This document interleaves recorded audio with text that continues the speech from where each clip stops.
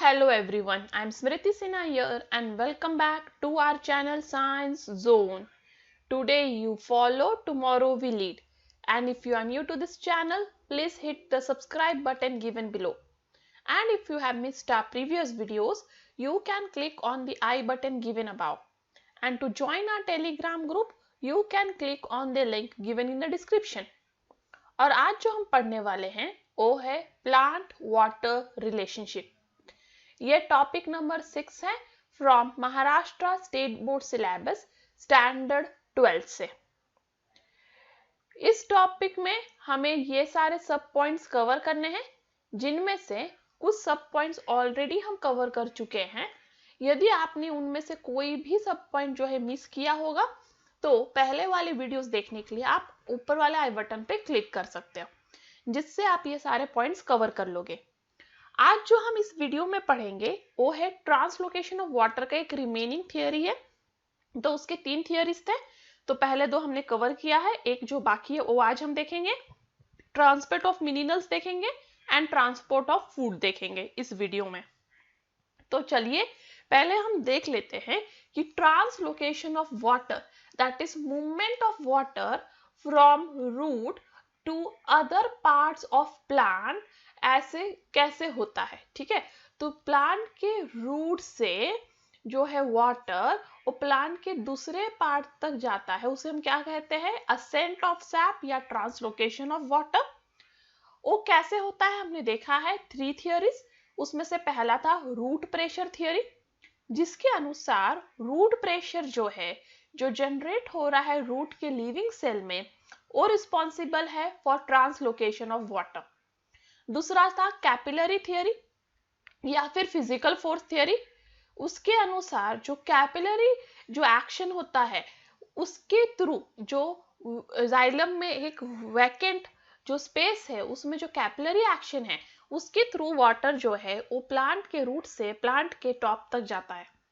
But ये दोनों भी थियरी टॉलर प्लांट्स के लिए लागू नहीं है और इसलिए ये दोनों थियरी पे जो है ऑब्जेक्शन उठा। जो आज हम इस वीडियो में देखेंगे वो है कोहेजन एंड टेंशन थियरी, जिसे ट्रांसपिरेशन पूल थियरी के नाम से भी जानते हैं। ये थियरी बेस्ट एक्सप्लेन करता है ट्रांसलोकेशन ऑफ वाटर या फिर असेंट ऑफ सैप को। तो चलिए देखते हैं कोहेजन थियरी या ट्रांसपिरेशन पूल थियरी, जो आज के डेट में बेस्ट एक्सेप्टेड थियरी है। तो ये थियरी जो है डिक्सन और जॉली ने 1894 में दिया था। ये थियरी मेनली 2 प्रिंसिपल्स पे बेस्ड है। पहला है cohesion and adhesion and transpiration पुल।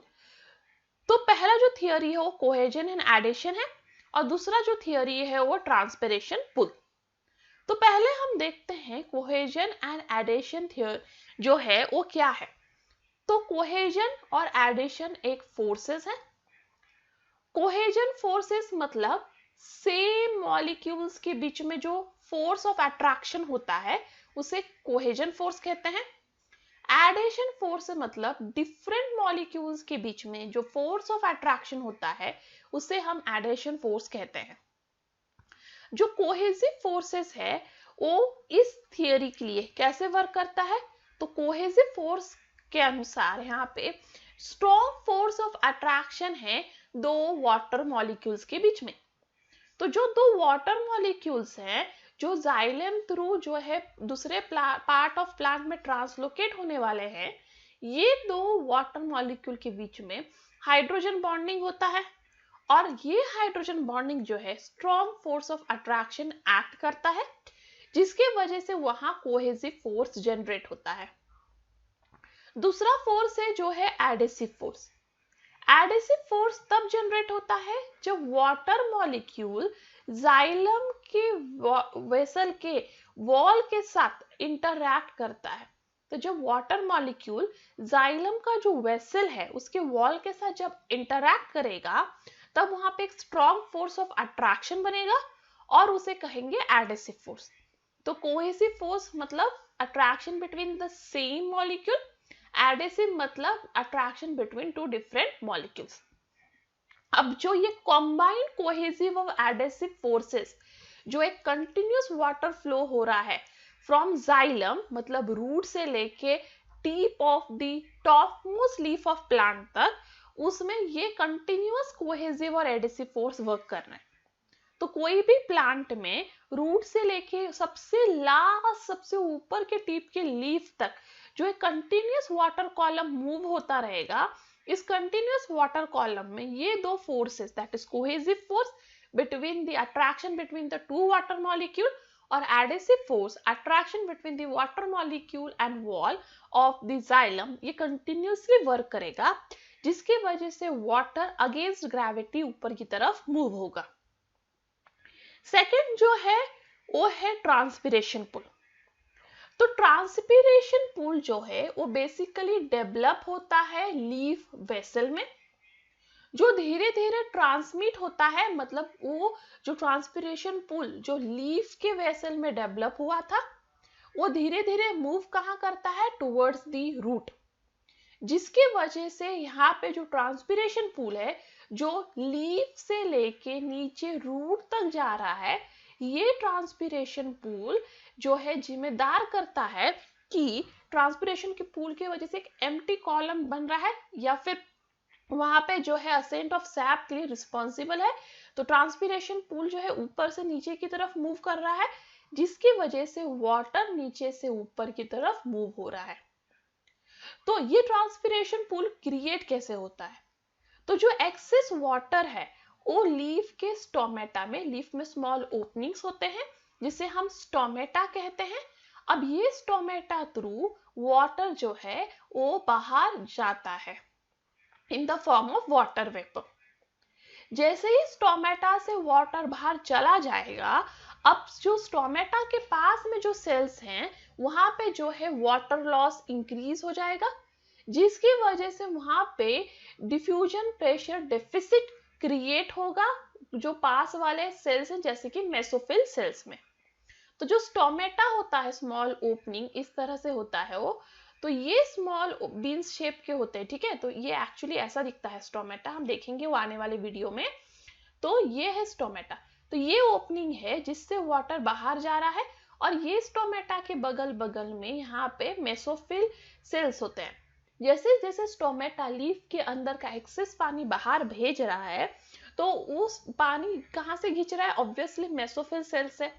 अब मेसोफिल सेल अपने पानी को जो दे रहा है उसकी वजह से मेसोफिल सेल में पानी की कमी हुई है, मतलब उधर क्या जनरेट हुआ है, डिफ्यूजन प्रेशर डेफिसिट। और इसके वजह से अब मेसोफिल क्या करेगा, अब मेसोफिल को जो है पानी चाहिए, तो वो साइड वाले जाइलम से, जो लीफ में जो सबसे पास वाला जाइलम प्रेजेंट होगा उससे पानी अपने अंदर खींचने लगेगा। इसकी वजह से क्या होगा, अब ये जाइलम ने जो है मेसोफिल सेल को पानी दे दिया, तो xylem of leaf xylem of stem से पानी खींचेगा, xylem of stem xylem of root से, जिसकी वजह से कंटिन्यूअस ट्रांसपिरेशन के वजह से कंटिन्यूअस ग्रेडियंट ऑफ सक्शन, मतलब पहले मेसोफिल सेल में डीपीटी इंक्रीज होगा, फिर उसके बाद जाइलम ऑफ लीफ में, फिर जाइलम ऑफ स्टेम में, फिर जाइलम ऑफ रूट्स में एक कंटिन्यूअस सक्शन प्रेशर या डीपीटी क्रिएट होता जाएगा from the guard cell up to the xylem of leaf, मतलब पूरे लीफ के जो स्टोमेटा के गार्ड सेल से जाइलम ऑफ लीफ तक, जाइलम ऑफ लीफ से जाइलम ऑफ स्टेम तक, जाइलम ऑफ स्टेम से जाइलम ऑफ रूट तक, और इसके वजह से वाटर जो है वो मूव होता रहेगा। अब ये जो टेंशन क्रिएट हो रहा है उसके वजह से क्या होगा, जो ये डीपीटी क्रिएट हो रहा है, जो ये gradient of suction pressure create हो रहा है, उसकी वजह से टेंशन क्रिएट होगा। इस टेंशन को हम नेगेटिव पुल या ट्रांसपिरेशन पुल करते हैं, जो एक्चुअली जाइलम में क्रिएट होता है, और इसकी वजह से जो है ये वाटर मूव होता है पूरे जाइलम में, रूट से लेके सबसे लास्ट टॉप के लीफ तक। ये वाटर जो है वो अपने आप ऊपर पूल होता रहता है पैसिवली, मतलब यहाँ एनर्जी का कोई खर्चा नहीं होता है अगेंस्ट ग्रेविटी, और इसकी वजह से वहां पे असेंट ऑफ सैप या ट्रांसलोकेशन ऑफ वाटर होता है। तो आप समझ गए होंगे यहाँ पे बेसिकली इस थियोरी में, यहाँ पे समराइज करने के लिए थियोरी को मैं बता देती हूँ। ये थियोरी में आपको ये समझना है कि एक प्लांट है, प्लांट में नीचे रूट है, ठीक है, और उसका सबसे लास्ट लीफ है। अब ये लीफ क्या कर रहा है, ये लीफ में स्टोमेटा है, ये लीफ का स्टोमेटा ट्रांसपिरेशन कर रहा है, वाटर वेपर के फॉर्म में वाटर को बाहर भेज रहा है, जिसकी वजह से उसके पास वाले सेल्स में जो है वाटर की कमी हो रही है, डिफ्यूजन प्रेशर डेफिसिट बढ़ रहा है, जिसकी वजह से ये जो पास वाले सेल है, जिसे हम एक्चुअली मेसोफिल सेल्स कहते हैं, ये मेसोफिल सेल्स जो है अब क्या करेंगे, जो जाइलम है पास वाले लीफ में उससे वाटर खींच लेंगे। तो mesophyll cell xylem of leaf से वाटर खींच लेंगे, xylem of leaf xylem of stem से वाटर खींचेगा, जाइलम ऑफ स्टेम जो है साइलम ऑफ रूट से वाटर खींचेगा। तो धीरे धीरे क्या होगा, जो वाटर रूट में है वो स्टेम में जाएगा, स्टेम में है वो ऊपर जाएगा जाइलम ऑफ लीफ में, जाइलम ऑफ लीफ से जाएगा मेसोफिल में, मेसोफिल से फिर स्टोमेटा थ्रू बाहर चला जाएगा। तो इन शॉर्ट ये जो डिफ्यूजन प्रेशर डेफिसिट जो ये ट्रांसपिरेशन क्रिएट कर रहा है, उसकी वजह से जो है वो डिफ्यूजन प्रेशर डेफिसिट ऊपर से नीचे मूव हो रहा है, जिसकी वजह से वाटर जो है नीचे से ऊपर मूव हो रहा है, that is ascent of sap या ट्रांसलोकेशन ऑफ वाटर हो पा रहा है। इसके साथ साथ यहाँ पे एक और बात याद रखना है कि ये जाइलम में यहाँ पे दो फोर्सेस काम कर रहे हैं। जब असेंट ऑफ सैप हो रहा है वो फोर्सेस हैं cohesive force and adhesive force. Cohesive force दो वाटर मॉलिक्यूल के बीच में, एडेसिव फोर्स वाटर मॉलिक्यूल और जाइलम के वॉल के बीच में। और ये फोर्सेस जो है ये कंटिन्यूअस वाटर का मूवमेंट को जो है मेंटेन रखते हैं, और इसलिए वाटर पैसिवली मतलब without expenditure of energy against gravity root से ऊपर के लास्ट लीफ तक पहुंच पाता है। और ये थियरी जो है वो बेस्ट एक्सप्लेन कर रहा था कि टॉलर प्लांट्स में भी वाटर ऊपर तक जा सकता है, इसलिए इस थियरी को बहुत ज्यादा मान्यता मिली और आज के डेट में बेस्ट एक्सेप्टेड थियरी है। बट स्टिल इस थियरी में भी कुछ ऑब्जेक्शंस और लिमिटेशंस हैं, जिसके वजह से ये माना जाता है कि root pressure theory along with capillary theory along with transpiration pull theory, तीनों भी थियरी जो है थोड़ा थोड़ा वर्क कर रहा है, इसलिए जो है वाटर नीचे से ऊपर तक टॉलर प्लांट में भी मूव हो रहा है। अब हम वन बाय वन ऑब्जेक्शंस देखते हैं जो ट्रांसपिरेशन पूल थ्योरी के खिलाफ आए। पहला ऑब्जेक्शन ये था कि ट्रांसपिरेशन पूल जो है वो ऑपरेट करता है वाटर कॉलम में, जो ब्रोकन नहीं होना चाहिए, मतलब वो वाटर कॉलम जो है वो कंटिन्यूअस वाटर से मेंटेन होना चाहिए, ठीक है। बट यदि आप देखोगे कि एटमॉस्फेयर या सराउंडिंग जो प्लांट है उसका टेम्परेचर हमेशा फ्लक्चुएट होता रहता है दिन और रात में। यदि जब टेम्परेचर फ्लक्चुएट होगा तब ये चांसेस है कि गैस बबल जो है वो जाइलम में या वाटर कॉलम में घुस जाए, जिसकी वजह से जो ये कंटिन्यूअस मूवमेंट है वाटर का, जो हम कहते हैं कोहेसिव और एडेसिव फोर्सेस की वजह से कंटिन्यूअस वाटर फ्लो बना है, वो डिस्टर्ब हो जाएगा। तो फिर ये थियरी एक्सप्लेन नहीं कर पा रहा है कि यहाँ पे वाटर बबल्स जो है वाटर में गैस बबल्स घुस गए, तो फिर कैसे हो पाएगा ट्रांसलोकेशन। दूसरा, ये मैकेनिज्म एज्यूम करता है कि ट्रैकिड्स जो है वो ज्यादा इफिशिएंट है than vessels as their end wall support water column. तो उनका ऐसा कहना है जाइलम में ट्रैकिड्स और वेसल्स दोनों होते हैं। तो इस थियरी के हिसाब से ट्रैकिड्स जो है वो ज्यादा इफिशिएंट है वाटर को ऊपर की तरफ ट्रांसपोर्ट करने के लिए देन वेसल। बट एक्चुअली में जब देखा जाए तो वेसल ज्यादा इफिशिएंट होते हैं ट्रैकिड्स से। तो ये थियरी ये भी नहीं एक्सप्लेन कर पाया कि क्यों वेसल्स ज्यादा इफिशिएंट है ट्रांसलोकेशन ऑफ वाटर में।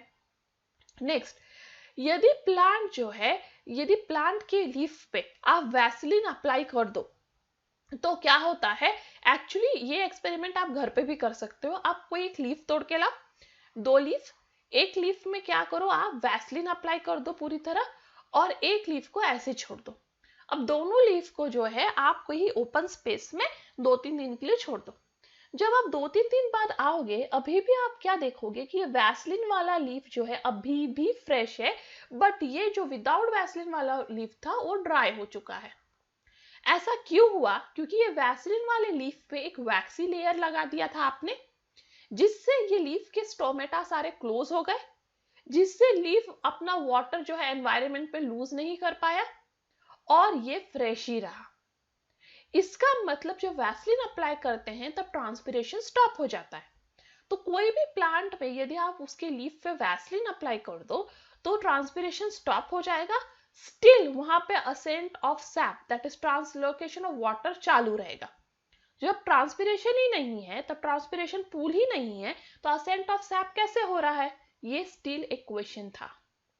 Next, ascent of sap deciduous plants में भी होता है, जो अपने सारे लीफ जो है बिखेर देते हैं। तो आपको पता है कि कुछ प्लांट्स ऐसे होते हैं जो साल के कुछ महीनों में अपने सारे प्लांट्स लीव्स गिरा देते हैं, अपने सारे लीफ शेड कर देते हैं, मतलब गिरा देते हैं, ठीक है। तो ऐसे भी प्लांट्स हैं और फिर उनमें न्यू लीव्स आने लगते हैं। अब वो जो प्लांट ने अपने सारे लीव्स गिरा ही दिए हैं तो ट्रांसपिरेशन का क्वेश्चन ही नहीं है। जब ट्रांसपिरेशन ही नहीं है तो फिर ट्रांसपिरेशन पूल भी नहीं है, और ट्रांसपिरेशन पूल नहीं है तो ascent of sap that is translocation of water नहीं होना चाहिए, बट स्टिल उस प्लांट में हो रहा है। तो ये अगेन एक क्वेश्चन था कि ऐसे कैसे पॉसिबल है। तो एंड में ये कंक्लूजन निकला कि फिजिकल फोर्सेस जैसे कि कैपिलरी एक्शन, रूट प्रेशर और साथ ही साथ एक्टिविटी ऑफ लिविंग सेल, ये दोनों भी रिस्पॉन्सिबल होते हैं ट्रांसपिरेशन पूल के साथ साथ वाटर कॉलम को ऊपर ले जाने के लिए। तो इस तरह होता है ट्रांसलोकेशन ऑफ वाटर या असेंट ऑफ सैप। अब हम देखेंगे ट्रांसपोर्ट ऑफ मिनरल आयंस। तो प्लांट को जीने के लिए सिर्फ पानी नहीं, मिनरल्स भी चाहिए। कुछ बहुत एसेंशियल मिनरल्स होते हैं, कुछ मिनरल्स मेजर अमाउंट में लगते हैं, कुछ माइनर अमाउंट पे। बट ये मिनरल्स को जो है प्लांट को एब्जॉर्ब करना होता है फ्रॉम रूट। तो ये मिनरल्स वंस एब्जॉर्ब हो गए तो दूसरे पार्ट्स ऑफ प्लांट में कैसे पहुंचते हैं, तो वो अब हम देखेंगे। तो जो सॉइल है वो सबसे मेन सोर्स होता है प्लांट के लिए, मिनरल के लिए। तो प्लांट को जो भी मिनरल चाहिए वो मेनली वो सॉइल से ही लेता है। मिनरल जो सॉइल में मेनली प्रेजेंट होते हैं वो सॉलिड होते हैं, क्रिस्टलाइन इनऑर्गेनिक मटेरियल होते हैं। मिनरल बहुत इंपॉर्टेंट रोल प्ले करते हैं for day to day life of plant. Mineral जो एब्जॉर्ब होते हैं प्लांट्स में वो होते हैं बाय आयंस डिसॉल्व फॉर्म, मतलब जो वाटर में आयंस जो डिसॉल्व हो चुके हैं वो वाटर के साथ साथ रूट थ्रू एब्जॉर्ब हो जाएंगे, जिससे मिनरल्स प्लांट के अंदर पहुंच जाएंगे। और एक बार रूट्स में पहुंच गए उसके थ्रू वो दूसरे पार्ट ऑफ प्लांट में ट्रांसपोर्ट किए जाएंगे। यदि आप प्लांट के ऐश का, मतलब एक प्लांट जिसे आप सुखा दो और फिर उसको जला लो, उसके जलाने के बाद जो राख मिलता है उस राख का आप एनालिसिस करो कि उसमें क्या क्या प्रेजेंट है, तो आपको दिखेगा कि उस राख में बहुत सारे मिनरल्स प्रेजेंट है। और ये प्रूफ करता है कि प्लांट के अंदर मिनरल्स प्रेजेंट है जो वो ऑब्वियसली सॉइल और सराउंडिंग से लेता है। एब्जॉर्प्शन ऑफ मिनरल जो है वो एक इंडिपेंडेंट फिनोमिना है देन एब्जॉर्प्शन ऑफ वाटर। ये कंपलसरी नहीं है कि जो एब्जॉर्प्शन ऑफ मिनरल है वाटर के साथ साथ हमेशा एब्जॉर्प्शन ऑफ मिनरल चलता ही रहेगा, या जितना वाटर एब्जॉर्प्शन होगा उतना ही मिनरल एब्जॉर्प्शन होगा, ऐसा नहीं है, दोनों भी इंडिपेंडेंट है। तो जो एब्जॉर्ब आयंस है वो पूल होते हैं in upward direction through xylem sap by transpiration pull. तो क्या हुआ, एक प्लांट ने अपने रूट थ्रू जो है वाटर के साथ मिनरल को ऊपर ले लिया है, ठीक है, रूट में ले लिया है। अब रूट से वो मिनरल को दूसरे पार्ट ऑफ प्लांट में जाना है। तो ये मिनरल जो है वो सैप जो जाइलम के अंदर प्रेजेंट था उसके साथ साथ ऊपर की तरफ मूव होगा बिकॉज ऑफ ट्रांसपिरेशन पुल। तो हमने देखा है कि प्लांट में लीफ होते हैं, लीफ में स्टोमेटा होता है, स्टोमेटा जो है वाटर वेपर बाहर भेजता है, जिसके वजह से वहां पे डीपीटी क्रिएट होता है, और वो डीपीटी धीरे धीरे लीफ से स्टेम में, स्टेम से रूट में आता है, और फिर उसके वजह से वाटर ऊपर की तरफ मूव होता है। तो सेम वाटर के साथ साथ मिनरल भी इसी तरह से नीचे से ऊपर तक मूव होता है थ्रू जाइलम। जो जाइलम में सैप प्रेजेंट है, मटेरियल प्रेजेंट है, उसके साथ साथ ये जो है अंडरस्टैंड करने के लिए आप असेंडिंग सैप को एनालाइज कर सकते हो। मतलब कोई भी एक ऐसा प्लांट लीजिए, उसको रूट के पास से कहीं से कट कर दीजिए, उसके बाद कट करने के बाद यहाँ स्टेम से आपको कुछ सैप मिलेगा, मतलब वाटरी मटेरियल, उसको कलेक्ट कीजिए और उसका एनालिसिस कीजिए, तो आपको उस वाटर में वाटर ही सिर्फ नहीं बट उसमें मिनरल्स भी मिलेगा, जो ये प्रूफ करता है कि यहाँ पे जाइलम के अंदर वाटर के साथ साथ मिनरल भी ट्रांसपिरेशन पुल थ्रू ऊपर की तरफ मूव हो रहे थे। मिनरल आयन सबसे ज्यादा प्लांट के कौन से एरिया में इंपॉर्टेंट होता है? इपिकल में, क्योंकि इपिकल मतलब टॉप पार्ट ऑफ प्लांट, क्योंकि वहीं सबसे ज्यादा ग्रोथ होता है। लैटरल में, लैटरल भी वहीं, फिर यंग लीव्स में, जो लीव्स अभी तक मैच्योर नहीं हुए उन्हें ऑब्वियसली मिनरल चाहिए मैच्योरिटी के लिए। डेवलपिंग फ्लावर्स में, फ्लावर्स को पूरी तरह मैच्योर होने के लिए, फ्लावर्स को फ्रूट में कन्वर्ट होने के लिए, फ्रूट के अंदर सीड बनने के लिए, और साथ ही साथ कुछ ऑर्गेन्स में स्टोर करने के लिए भी मिनरल्स का जरूरत है प्लांट को। और इसलिए भले ही मिनरल जो है रूट थ्रू अंदर घुस रहा है, पर रूट से ज्यादा प्लांट के दूसरे पार्ट्स को उसकी जरूरत है, स्पेशली टॉप मोस्ट पार्ट को जहां डेवलपमेंट हो रहा है। इसलिए मिनरल का जो है ट्रांसलोकेशन या ट्रांसपोर्ट बहुत इंपॉर्टेंट है। तो जो सोर्स है रूट, उसके थ्रू मिनरल पूल किया जाता है ऊपर, और उसके बाद ट्रांसपोर्ट किया जाता है through ascending sap to different parts of plant. और ये कैसे होता है? ये होता है थ्रू फाइन वेन। ठीक है, लीफ पे आप फाइन वेन्स देख सकते हो। लीफ का एक कोई भी लीफ लोगे तो आप ऐसे फाइन ऐसे डंडे डंडे देखोगे, तो ये क्या है? ये सब वेन्स है। ठीक है, और ये वेन्स थ्रू जो है वो सैप मूव होता है पूरे प्लांट में। वैसे ही वेन्स पूरे प्लांट के बॉडी पे होते हैं, और ये वेन्स थ्रू जो है सैप अलोंग विथ मिनरल जो है दूसरे सेल्स में और दूसरे पार्ट ऑफ प्लांट में डिफ्यूज होता रहता है, जिससे सेल एक्टिवली मिनरल्स को अपटेक करता है और दूसरी जगह स्टोर करता है। बट यहाँ याद रखें कि सिर्फ सॉइल ही एक ऐसा सोर्स नहीं है जो मिनरल के अपटेक के लिए प्लांट को हेल्प करता है। ऑब्वियसली सॉइल सबसे मेन सोर्स है जिससे मिनरल जो है प्लांट के अंदर घुसता है, but soil he only source नहीं है। भले ही वो मेन है बट ओनली सोर्स नहीं है। तो फिर दूसरा सोर्स क्या है? तो दूसरा सोर्स ये है कि प्लांट के ही कुछ पार्ट जो हैं दूसरे पार्ट को मिनरल देते हैं। तो जो मिनरल आयन है वो रीमोबिलाइज्ड होता है, मतलब प्लांट के एक पार्ट से दूसरे पार्ट में जाता है। जो ओल्डर पार्ट ऑफ प्लांट है, मतलब ऐसे लीव्स जो अब बड़े हो चुके हैं, मैच्योर हो चुके हैं और अब वो झड़ने ही वाले हैं, शेड ही होने वाले हैं, वो क्या करेंगे? अपने जो भी स्टोर्ड मिनरल्स हैं उनको एक्सपोर्ट कर देंगे या ट्रांसफर कर देंगे नए उगने वाले लीव्स को गिरने से पहले। तो सॉइल से मिनरल तो आ गया प्लांट में, प्लांट से लीफ में आ गया है, लीफ ने वो मिनरल को यूज किया है और कुछ मिनरल उसने अपने पास रखा है। अब उसे पता है कि वो नीचे गिरने वाला है, शेड होने वाला है, तो वो क्या करेगा? अपने मिनरल को ट्रांसफर कर देगा छोटे छोटे न्यू लीव्स में गिरने से पहले। तो ये दो वे है जिससे प्लांट में मिनरल मोबिलाइज होता है या आता है। जो सबसे कॉमन मोबिलाइज आयंस हैं जो एक पुराने लीफ से नए लीफ में या पुराने प्लांट के पार्ट से दूसरे नए पार्ट ऑफ प्लांट में जा रहा है, वो मिनरल्स हैं phosphorus, sulphur, nitrogen, potassium. But याद रखें कैल्शियम इस तरह से मूव नहीं हो सकता, क्योंकि कैल्शियम जो है वो स्ट्रक्चरल कंपोनेंट है, मतलब उस पुराने लीफ के बीन स्ट्रक्चर में ही कैल्शियम प्रेजेंट है, और वो लीफ जो है वो स्ट्रक्चर सहित नीचे गिरने वाला है। ऑब्वियसली वो कैल्शियम को फिर वो ट्रांसफर नहीं कर पाएगा नए वाले लीफ को, बट हाँ वो फॉस्फोरस, सल्फर, नाइट्रोजन और पोटेशियम को नए लीफ तक ट्रांसफर कर देगा। जो एनालिसिस ऑफ सैप किया गया ऑफ जाइलम, उसने दिखाया कि कुछ नाइट्रोजन भी ट्रैवल करता है एज इनऑर्गेनिक आयन। ठीक है, बट मेनली नाइट्रोजन जो है प्लांट में एज ऑर्गेनिक फॉर्म ही ट्रैवल करता है, जैसे कि लाइक अमाइनो एसिड के फॉर्म में या फिर उससे रिलेटेड कंपाउंड्स के फॉर्म में।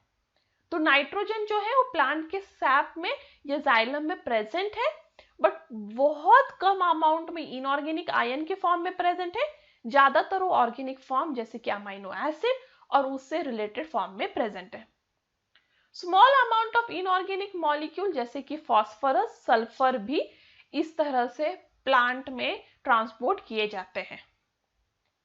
पहले ऐसा बिलीव किया जाता था कि जाइलम जो है वो इनऑर्गेनिक मटेरियल ट्रांसपोर्ट करता है और फ्लोएम ऑर्गेनिक मटेरियल ट्रांसपोर्ट करता है। ये पहले वाला बिलीफ था, बट ये बिलीफ टोटली रॉन्ग है, बिकॉज वहां पे जाइलम और फ्लोएम में ऐसा कुछ नहीं है कि वो पर्टिकुलर ही मटेरियल को, मतलब ये इनऑर्गेनिक और वो ऑर्गेनिक ही कैरी करेगा या एक्सचेंज करेगा, क्योंकि दोनों के बीच में भी एक्सचेंज होता है।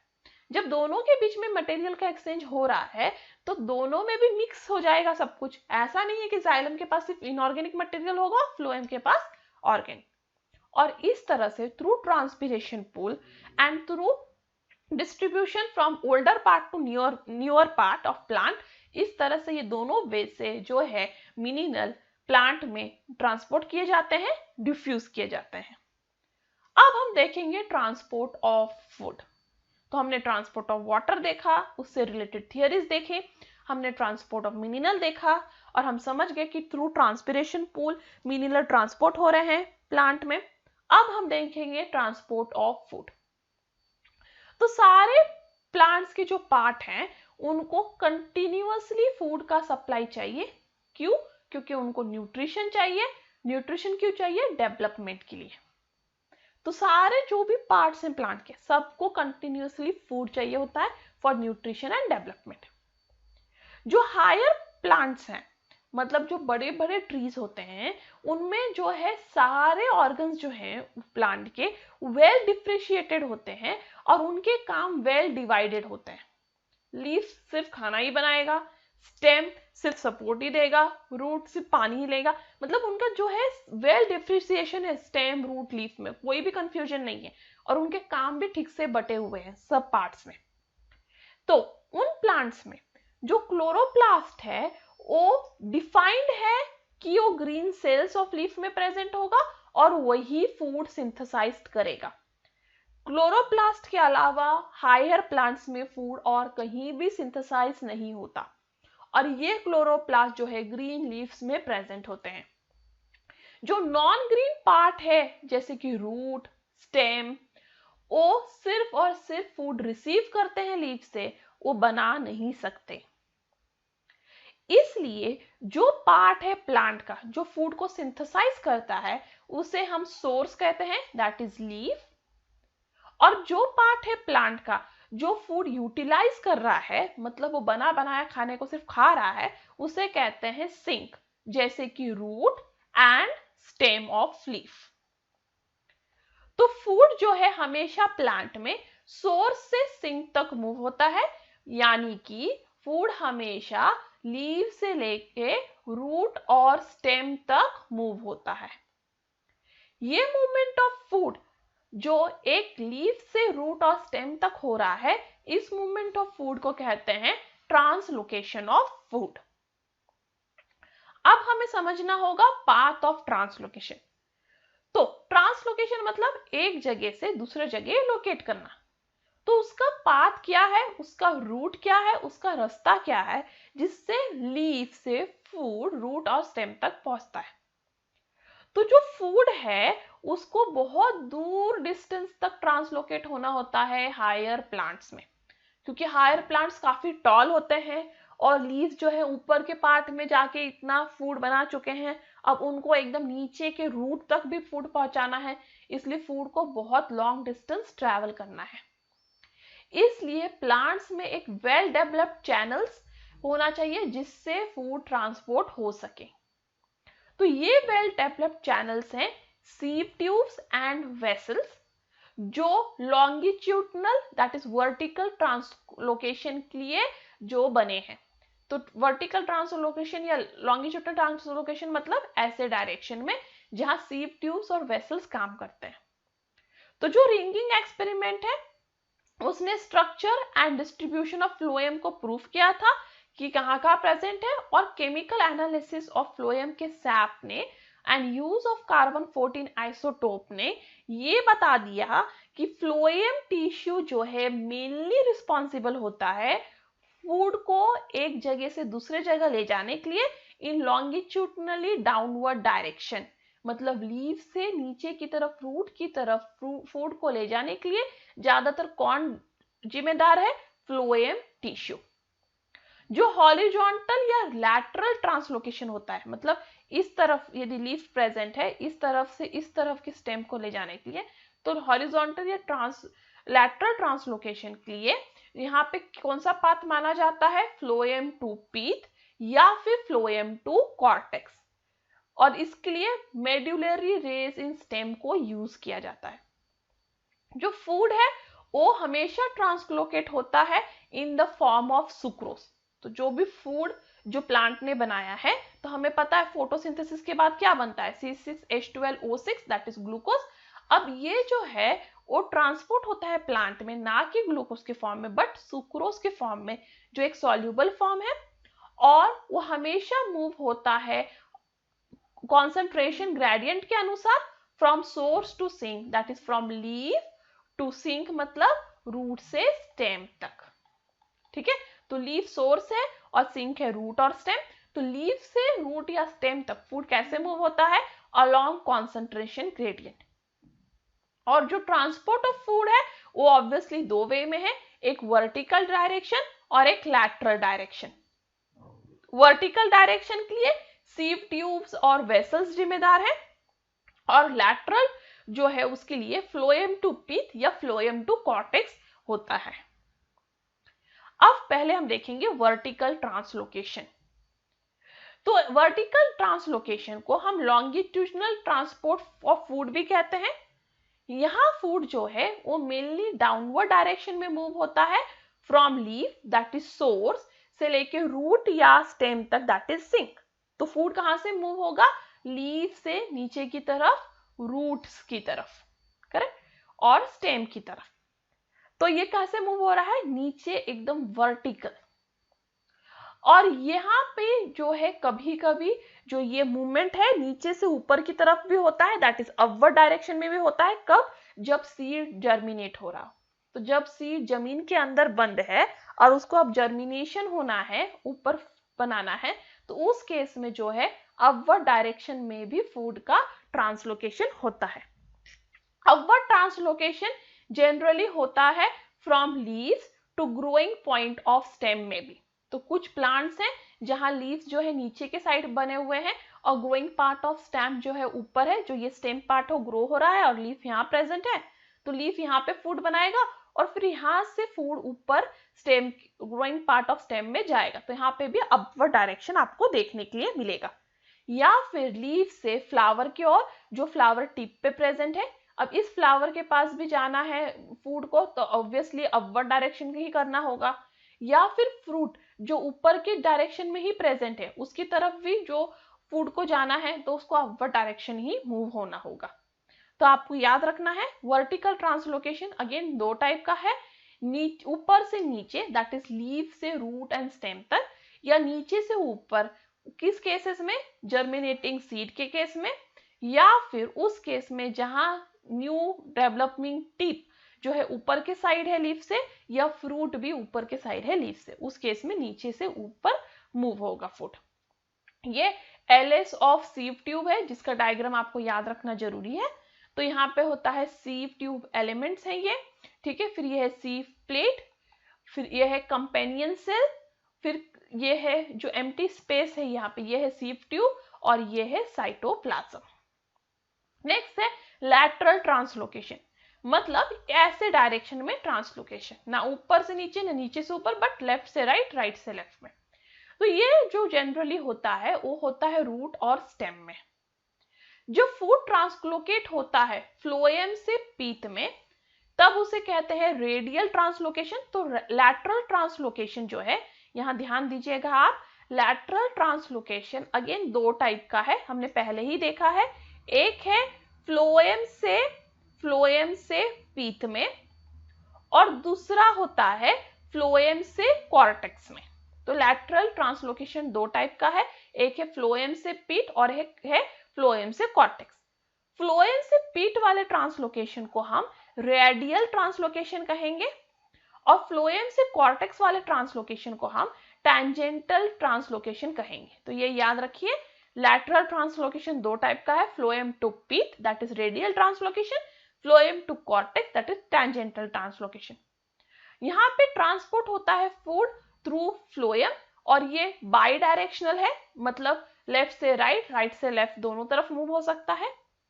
फ्लोएम सैप में मतलब फ्लोएम के अंदर जो वाटरी मटेरियल है उसमें कंटिन्यूअसली वाटर और फूड बना रहता है in the form of sucrose. But जो शुगर है, अमाइनो एसिड्स हैं, हार्मोन्स हैं, वो ट्रांसपोर्ट होते हैं थ्रू फ्लोएम। अब mechanism of sugar transport through phloem, तो जो शुगर मटेरियल है, जो शुगर है, जो सुक्रोज है, वो फ्लोएम से कैसे एक जगह से दूसरी जगह ट्रांसपोर्ट होता है। तो इसके लिए भी सेवरल थियरीज और मैकेनिज्म दिए गए थे, जैसे कि diffusion theory, activated diffusion theory, protoplasmic streaming, electroosmosis, pressure flow etcetera. But जो सबसे कन्विंसिंग थियरी है, जो सबसे ज्यादा आज की डेट में एक्सेप्टेड है फॉर शुगर का फ्लो फ्रॉम फ्लोएम, वो है मंच प्रेशर फ्लो थियरी या फिर मास फ्लो हाइपोथेसिस। तो चलिए अब हम ये थियरी देखते हैं। ये अर्नेस्ट मंच ने ये थियरी प्रपोज किया था कि फोटोसिंथेटिक सेल जो है वो सिंथेसाइज करते हैं ग्लूकोज, मतलब जो लीफ है वो फोटोसिंथेसिस करते हैं और वो क्या सिंथेसाइज करेंगे, ग्लूकोज। जैसे ही ये फोटोसिंथेटिक सेल या लीफ ग्लूकोज सिंथेसाइज करेंगे, उनमें ऑब्वियसली ऑस्मोटिक कॉन्सेंट्रेशन इंक्रीज हो जाएगा, मतलब उसके अंदर जो वाटर मटेरियल था उसमें ग्लूकोज का अमाउंट बढ़ गया, मतलब ऑस्मोटिक जो है कॉन्सेंट्रेशन इंक्रीज हो गया, मतलब अब ये हाइपरटोनिक सॉल्यूशन बन गया। हाइपरटोनिक बनने के वजह से अब वो जो है पानी साइड वाले पार्ट से अपने अंदर खींचेगा थ्रू एंडोऑस्मोसिस, क्योंकि हमेशा जो है वाटर लो कॉन्सेंट्रेशन से हाई की तरफ मूव करता है। अब ये ग्लूकोज के सिंथेसिस की वजह से hypertonic that is high concentration का बन गया है, इसलिए साइड वाले पार्ट से अब लो कॉन्सेंट्रेशन वाले पार्ट से अपने अंदर एक्सोऑस्मोसिस करेगा through surrounding cell and xylem. अब जैसे ही वो एंडोऑस्मोसिस करेगा, साइड वाले पार्ट से वाटर खींचेगा, वो टर्जिट हो जाएगा। जैसे वो टर्जिट होगा वहां पे टर्जिट प्रेशर बढ़ जाएगा। शुगर जो है, जो फोटोसिंथेटिक सेल में प्रेजेंट है, वहां टर्गर प्रेशर के वजह से फोर्सफुली उसे फोर्स कर दिया जाएगा इनटू सीप ट्यूब ऑफ वेन, और इसे हम कहेंगे लोडिंग ऑफ वेन। तो लोडिंग ऑफ वेन कैसे होता है, जब लीफ जो है वो शुगर बना लेता है, वो हाइपरटोनिक सॉल्यूशन बन जाता है हाई कॉन्सेंट्रेशन का, जिसके वजह से लो कॉन्सेंट्रेशन से पार्ट वाला पानी यहाँ पे मूव होता है, फिर सेल जो है पानी एंडोऑस्मोसिस करके मोटा हो जाता है, टर्जिट हो जाता है, टर्गर प्रेशर पड़ता है। टर्गर प्रेशर के वजह से जबरदस्ती शुगर जो सिंथेसाइज हुआ है उसे पुश कर दिया जाता है सीव ट्यूब ऑफ वेन में, जिसे हम लोडिंग ऑफ वेन कहते हैं। अब सिंक एंड मतलब रूट सेल के एंड पे, तो प्लांट में लीफ ने ये सब कर लिया, उसने वेन को लोड कर दिया है।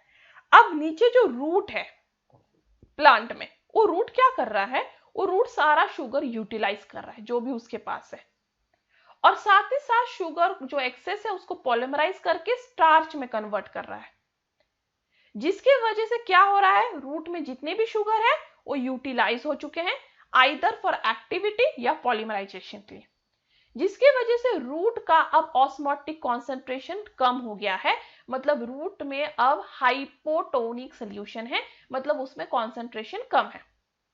यदि रूट में कॉन्सेंट्रेशन कम है तो और स्टेम में ऑब्वियसली उससे ज्यादा कॉन्सेंट्रेशन होगा क्योंकि उसमें ज्यादा शुगर प्रेजेंट होगा, तो रूट से जो है वाटर उस स्टेम की तरफ मूव होने लगेगा through एक्सोऑस्मोसिस।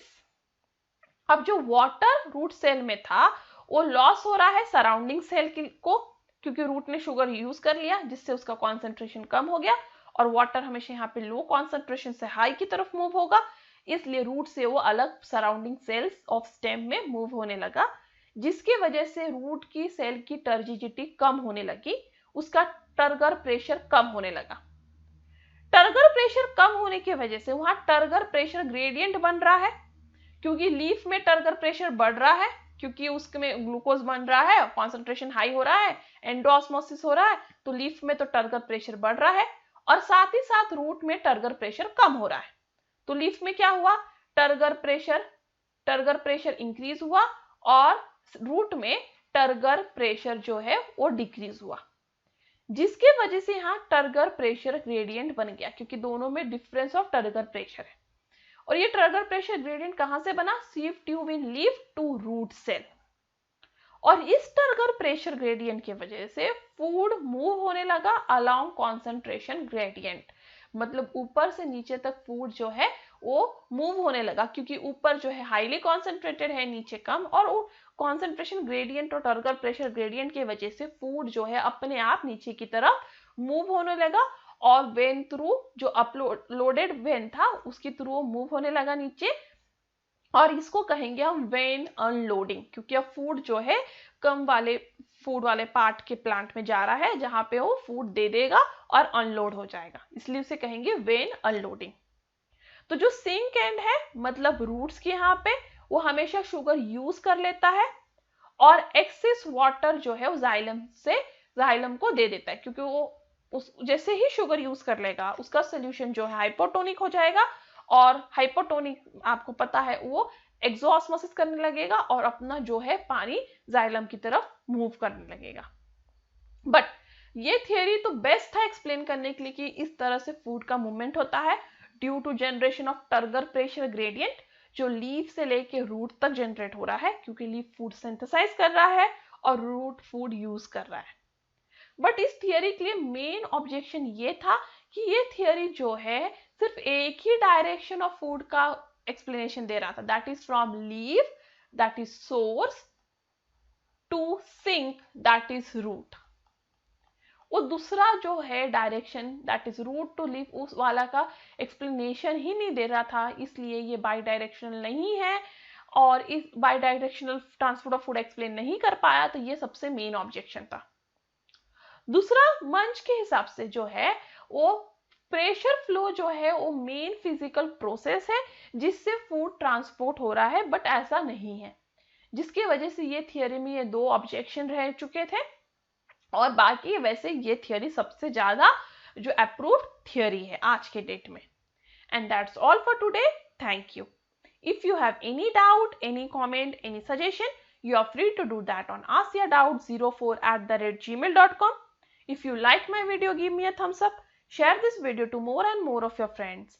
And before departing, who looks outside dreams, who looks inside awakes. And that's all for today. Thank you. Stay tuned.